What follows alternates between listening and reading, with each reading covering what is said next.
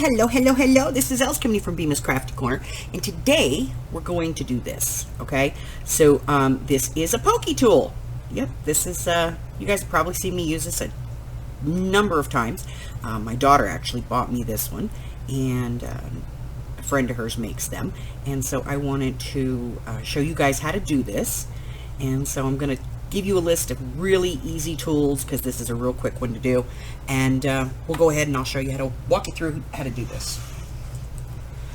So obviously the first thing you're going to want is the pin, and this is not a hat pin. This is a much thicker steel pin. You're going to want some glossy accents or some other clear drying glue.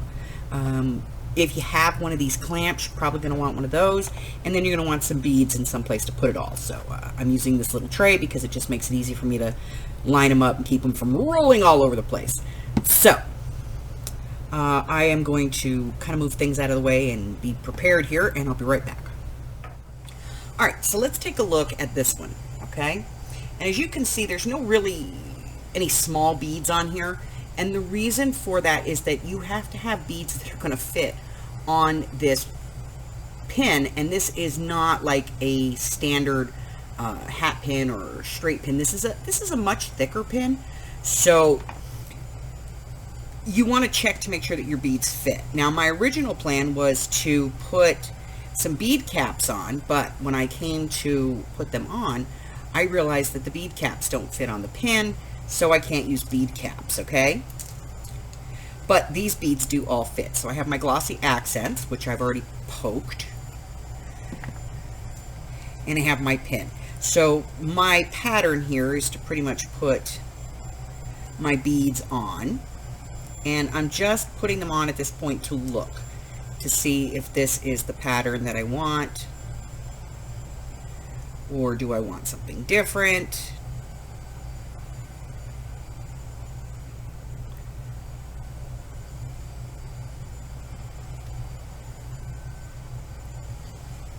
And I think I'm pretty good with that. It's a decent size handle for me to hold on to. And so what all I'm going to do at this point is I'm just going to move the tray out of the way. I'm going to get my glossy accents out. And I'm going to start by putting a drop of my glossy accents right here towards the end.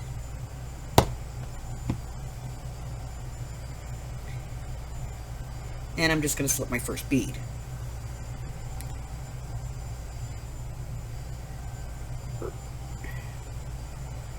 This last bead on here. Okay. And then I'm just going to move my beads down. Put on a little bit of glue. Move my bead up. A little bit of glue and move my beads up. And that's all I'm going to do really, is just put a dot of glue between each bead and then turn the bead when I put it up, so that I get that glue all the way around. And a little bit here.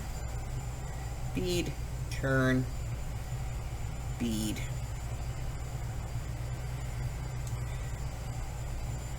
Turn. And then I'm going to put a little bit of glossy accents right at the end here. And if you have these clips, they work great for this. You just open it up and thread your pin through and press it down nice and snug, and you just let that dry. So we'll be back in just a few minutes. We're going to let this one dry, and then I will be back to show you the finished Pokie tool. All right, so now I have a Pokie tool that I can, I'm going to take this off. There we go. Now this takes about 24 hours to dry, so it's not completely dry just yet, but for my purpose, it will work. I now have a Pokie tool that I can use to set jewels onto my project.